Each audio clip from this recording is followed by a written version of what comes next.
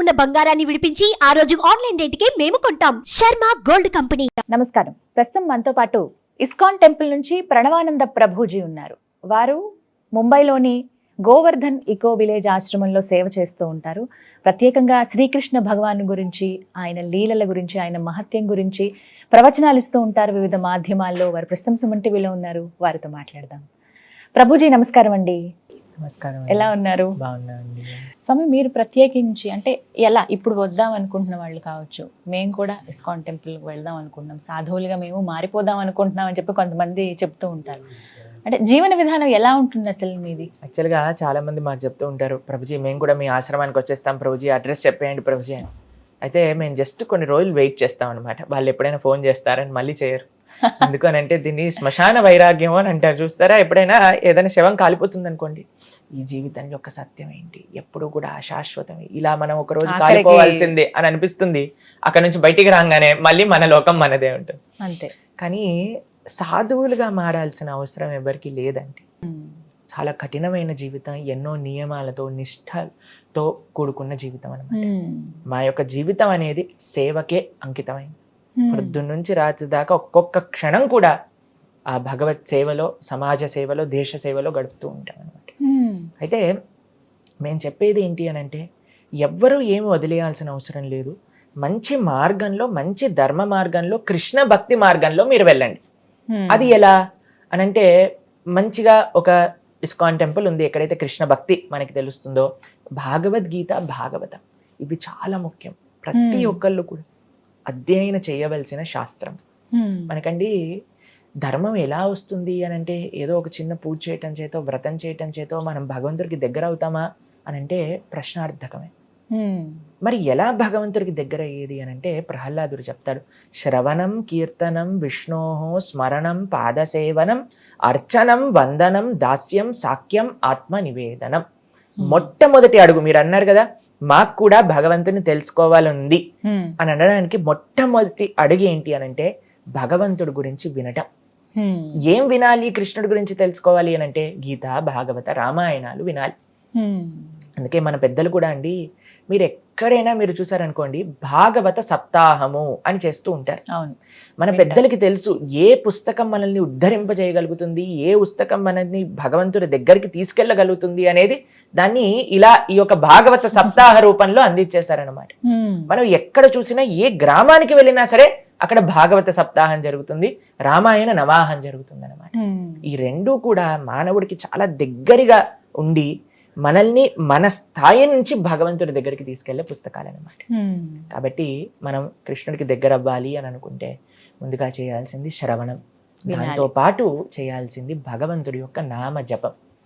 అటువంటి నామాన్ని మనం కీర్తన చేస్తూ అలా ఒక్కొక్క మెడుగు ముందు వేసుకుంటూ భగవంతుడి దగ్గరికి తెచ్చుకోవచ్చు. మీ జీవన విధానం స్వామి ఎలా ఉంటుంది? అయితే మా యొక్క జనరల్ స్కెడ్యూల్ మీకు చెప్తే, మార్నింగ్ పూట 3:30 కల్లా మేము నిద్రలేస్తాం అనమాట. 3:30 ఎవ్రీడే నియమంగా మా ఆశ్రమంలో అందరూ కూడా 3:30 కల్లా నిద్రలేసి, దాని తర్వాత మాకు స్నానాది కార్యములన్నీ కూడా తీసుకొని 4 గంటలకి మా ఆలయంలో ఫస్ట్ ఆరతి జరుగుతుంది భగవంతుడికి. అయితే 4:30 కల్లా అందరూ ఆరతిలో పాల్గొంటారు, ఆశ్రమ వాసులందరూ కూడా. దాని తర్వాత 2 గంటలు మంత్ర మెడిటేషన్, భగవంతుడి యొక్క నామాన్ని జపం చేస్తాం. హరే కృష్ణ కృష్ణ కృష్ణ హరే హరే, హరే రామ రామ రామ హరే హరే అనే ఈ మంత్రాన్ని జపం చేస్తాం అనమాట. అది 2 గంటల సాధన తర్వాత ప్రతిరోజు కూడా మాకు భాగవతం అధ్యయనం చేస్తాం అందరు భక్తులు కూడా కలిసి. మా ప్రసాదం అంటే మా ఆహారం రోజుకి 2 సార్లు, 9:30కు ఒకసారి, సాయంత్రం 4:30కు ఒకసారి. సూర్యాస్తమయం అయ్యే లోపలే మా ఆహారం అంతా కూడా పూర్తయిపోతుంది అనమాట. ఆ తర్వాత ఏమి తీసుకో? దాని తర్వాత ఇంకా మళ్ళీ నెక్స్ట్ డే మార్నింగ్ 9:30 వరకు ఏం తీసుకో.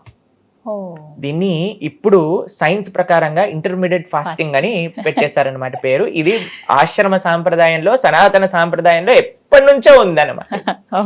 అందరి యొక్క ఆరోగ్యం బాగుండడానికి మనకి సనాతన వైదిక సాంప్రదాయాన్ని చూసారనుకోండి, సూపర్ సైంటిఫిక్.